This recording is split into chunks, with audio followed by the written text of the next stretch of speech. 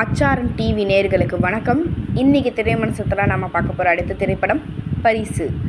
ஜான்விகா, ஜெய்பாலா, கிரண் பிரதீப், சுதாகர், ஆடுகளம் நரேன், மனோபாலா, சென்றாயன், சச்சு, அஞ்சலி தேவி, சின்ன பொண்ணு மற்றும் பலர் நடித்து வெளியாகியிருக்கும் படம்தான் பரிசு.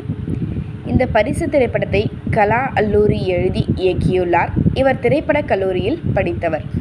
ஒளிப்பதிவு சங்கர் செல்வராஜ், இசை ராஜேஷ், பின்னணி இசை சி.வி. ஹமரா, பாடல்கள் கே. ராஜேந்திர சோழன், படத்தொகுப்பு சி.எஸ். பிரேம்குமார், ராம்கோபி, நடனம் சுரேஷ் சித், சண்டை காட்சிகள் கோட்டி இளங்கோ, தயாரிப்பு ஸ்ரீகலா கிரியேஷன்ஸ்.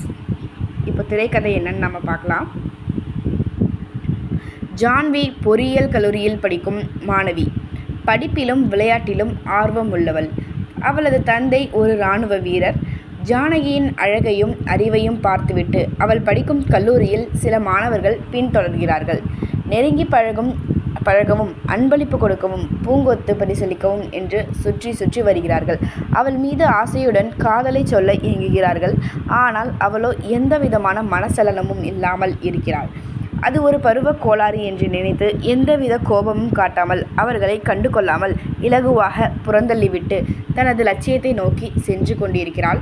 விளையாட்டில் ஆர்வமாக இருக்கும் அவள் தந்தையிடம் துப்பாக்கி சுடும் பயிற்சி பெறுகிறாள். ஒரு நவீன பெண்ணாக துப்பாக்கி சுடும் பயிற்சி பெற்றாலும் பாரம்பரியத்தை மறக்காமல் விவசாயத்தில் ஈடுபாடு கொண்டவளாக இருக்கிறாள்.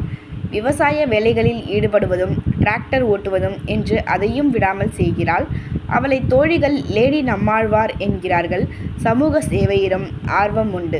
கல்லூரி மாணவர்களை இணைத்து கொண்டு கிராமங்களை சுத்தம் செய்கிறாள். முறையான பயிற்சிக்கு பின் குறிப்பார்த்து சுடும் திறமையை வளர்த்து கொள்கிறாள்.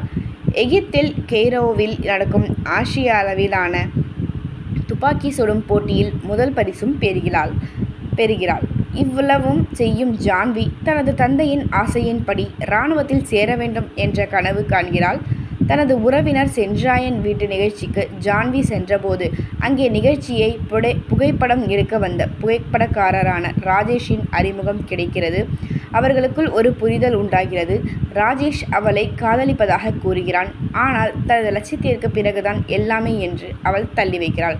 அப்படிப்பட்டவள் ஒரு கார் மீது லாரி மோதி விட்டு தப்பிச் செல்லும் விபத்தை கண்ணெதிரே பார்க்கிறாள். காருக்குள் இருந்தவரை காப்பாற்றியதுடன் குற்றவாளியை பிடிக்க போலீசுக்கு உதவுகிறாள். அதன் பின்னணியில் உள்ள சதிகாரர்கள் ஜான்வியை கடத்துகிறார்கள். அவள் அந்த எதிரிகளை எவ்வாறு எதிர்கொள்கிறாள்? அவள் தனது இராணுவ கனவை நிறைவேற்றினாளா? அந்த பாதையில் அவள் எதிர்கொள்ளும் போராட்டங்கள் தான் பரிசு படத்தின் நீதிக்கதை. இது ஒரு பெண் பாத்திரத்தினை மையம் கொண்ட கதையாக உருவாகியிருக்கிறது. மகனோ மகளோ பெற்றோருக்கு கொடுக்கக்கூடிய மிக பெரும் பரிசு என்பது அவர்களது கனவை நிறைவேற்றுதான் என்பது இதில் கருத்தாக சொல்லப்பட்டிருக்கிறது. அப்படி தனது மகளை இராணுவத்தில் சேர்க்க விரும்பும் தந்தையின் கனவை நிறைவேற்றும் ஒரு மகளின் கதைதான் இது. அந்த பரிசை கொடுக்க கதாநாயகி படும் சவால்களும் சோதனைகளும் தான் இந்த படம். படத்தின் பிரதான ஜான்வி பாத்திரத்தில் ஜான்விகா நடித்துள்ளார். அந்த பாத்திரத்தில் குடும்ப பாங்கான தோற்றத்தில் துடிப்பான கல்லூரி மாணவியாகவும், பிறருக்கு உதவும் இரக்க குணம் கொண்ட பெண்ணாகவும், துப்பாக்கி சுடுதலில் துடிப்பு உள்ளாராகவும், தந்தையின் கனவை நிறைவேற்ற பாடுபடும் ஒரு மகளாகவும், விவசாயியாகவும், இராணுவ வீரராகவும் வருகிறார். பல்வேறு தோற்றங்களில் வெளிப்பட்டு அந்த பாத்திரத்தின் இயல்பை உணர வைக்கிறார். எதையும் புன்னகையுடன் எதிர்கொள்ளும் நிதான மனகுணம் கொண்டவராக இருந்தாலும் சண்டை காட்சிகளில் எதிரிகளை பந்தாடும்போது வேறொரு அவதாரமாக தோன்றுகிறார். இப்படி 6 பேருடன் மோதும் காட்சிகளில் அவர் எகிரி குதித்து தனது சாகசத்தை காட்டி வியக்க வைக்கிறார். விவசாயம் செய்பவராக டிராக்டர் ஓட்டிக்கொண்டு ஆணுக்கு பெண் சளைத்தவள் அல்ல என்று காட்டுகிறார். அது மட்டுமல்ல, இராணுவ வீரராக மிடுக்குடன் தோன்றுகிறார். இவர் ஆர்ப்பாட்டமான வசனங்கள் பேசாமல் மென்மையாகவே அனைத்து பிரச்சனைகளையும் எதிர்கொள்கிறார். வன்மையான மனதுடன் மென்மையான முறையில்தான் சவால்களை சந்திக்கிறார். இவரது பாத்திரம் பெண்களுக்கு நம்பிக்கை அளிப்பதாக இருக்கிறது. படிக்கிற வயதில் காதல் என்ற மாயவலைக்குள் சிக்காமல் தங்கள் லட்சியத்தில் உறுதியாக இருக்க வேண்டும் என்ற கருத்தையும் விதைக்கிறது. ஜான் என்ற கதாநாயகியை வளைய கல்லூரியில் சுற்றி வரும் மாணவன் பாத்திரத்தில் கிரண் பிரதாப் நடித்துள்ளார். தனது உடல் மொழியாலும் நடவடிக்கைகளாலும் அவர் சிரிக்க வைக்கிறார். ராஜேஷ் பாத்திரத்தில் வரும் ஜெய்வாலா ஆர்ப்பாட்டம் இல்லாத நடிப்பால் கவர்கிறார். மனோபாலா சின்ன பொண்ணு ஜோடிக்கு மகனாக வரும் சென்றாயன் இணைந்த கூட்டணி சிரிக்க வைக்க முயல்கிறார்கள். ஆனால் பெரும்பாலும் பேசும் வசனங்கள் ஒரு கேலியாகவே உள்ளன. அந்த நகைச்சுவையை கூட்டணியை சரிவாய் பயன்படுத்தியிருக்கலாம். ஜான்விகாவின் தந்தையாக முன்னாள் இராணுவ வீரரான வரும் ஆடுகளம் நரேன் அன்பு மகளிடம் கனவுகளை வளர்த்தெடுக்கும் பாசமுள்ள தந்தையாக வருகிறார். தனது தோற்றத்தாலும் நடிப்பாலும் பாத்திரத்தை நிறைவு செய்துள்ளார். மருத்துவமனை நடத்தி கொண்டு உறுப்பு திருட்டு செய்யும் தொழிலதிபர் பாத்திரத்தில் நடித்துள்ள சுதாகரும் தனது வில்லத்தனத்தில் கவனிக்க வைக்கிறார். படத்தில் 5 பாடல்கள் உள்ளன. படம் தொடங்கியதும் அருவியின் அழகுடன் முதல் பாடல் காட்சி வருகிறது. அதற்கு பிறகு இடம்பெறும் பாடல்களின் பின்புலங்களும் ரசிக்கும்படி உள்ளன. படத்துக்கு தெளிவான முறையில் ஒளிப்பதிவு செய்துள்ளார் சங்கர் செல்வராஜ். நன்னாரே பாடலின் சாயலில் ஒரு பாடல் ஒலித்தாலும் பிற பாடல்களின் மெட்டுகளை ரசிக்கும்படி இசையமைத்துள்ளார் ராஜேஷ். குறிப்பாக ஆட்டங்கள் ஆடி பார்ப்போமே, கொஞ்சி கொஞ்சி பேசலாமா, போராடலாமா போன்ற பாடல்கள் இசையாலும் வரிகளாலும் கவனிக்க வைக்கின்றன. ஒரு பாடலில் தூய்மை இந்தியா பற்றிய கருத்துக்கள் வருகின்றன. வரிகள் ராஜேந்திர சோழன்.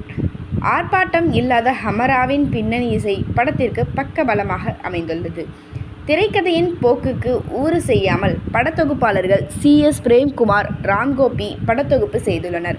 சண்டை இயக்குனர்கள் கோட்டி மற்றும் இளங்கோ இருவரும் கதாநாயகி டூப் இல்லாமல் போடும் சண்டை காட்சிகளை இயல்பாக அமைத்துள்ளனர். ஆர்மி என்பது ஒரு கலாச்சாரம் என்று இராணுவத்தை உயர்த்தி பிடித்து இந்திய இராணுவத்தின் 100 ஆண்டு கடந்த வரலாற்றையும் சில வசனங்கள் பேசுகின்றன. பெண்களுக்கு தைரியத்தை தன்னம்பிக்கையும் அளிக்கும் பல வசனங்கள் உள்ளன. ஒரு கல்லூரி விழாவில் சிறப்பு விருந்தினராக கலந்து கொண்டு ஜான்விகா பேசும் வசனம் ஒரு உதாரணம். அவர் பேசும்போது 1943 ஜூலை 9ஆம் தேதி நேதாஜி சிங்கப்பூரில் பேசும்போது பெண்கள் துப்பாக்கி ஏந்த வேண்டும் என்றார். ஜான்சி ராணி லக்ஷ்மிபாய் வாளேந்தி சண்டையிட்டது போல் பெண்கள் துப்பாக்கி ஏந்தினால் இந்தியாவிற்கு விரைவில் சுதந்திரம் கிடைத்துவிடும் என்றதை நினைவூட்டி பேசும் வசனம் பெண்களுக்கு சரியான ஊக்கமும் ஊந்துதலும் தரும். வணிக ரீதியிலான படம் தான் என்றாலும் ஆபாசமோ இருபொருள் வசனங்களோ தேவையற்ற வன்முறையோ இல்லாமல் பெண்களுக்கு நம்பிக்கையும் சவால்களையும் எதிர்கொள்ளும் திறனையும் அளிக்கும் வகையில் இந்த படத்தை உருவாக்கியிருக்கிறார்கள். படம் உருவாக்கத்தில் சில குறைகள் கேள்விகள் இருந்தாலும் கலா அல்லூரியின் நல்ல கருத்து சொல்லும் நோக்கத்தை பாராட்டலாம். குடும்பத்துடன் குறிப்பாக பெண்கள் முகம் சுழிக்காமல் பார்க்கும் படமாகவும் அவர்களுக்கு நம்பிக்கை தரும் வகையில் இருக்கின்ற வகையில் இந்த படத்தை வரவேற்கலாம். ஒட்டுமொத்த படக்குழுவினருக்கும் அச்சாரம் டிவி சார்பாக வாழ்த்துக்கள். அனைவரும் அச்சாரம் டிவியை சப்ஸ்கிரைப் பண்ணிக்கோங்க. கூடவே இந்த பெல்லைக்கான மறக்காமல் ப்ரெஸ் பண்ணிடுங்க. நன்றி.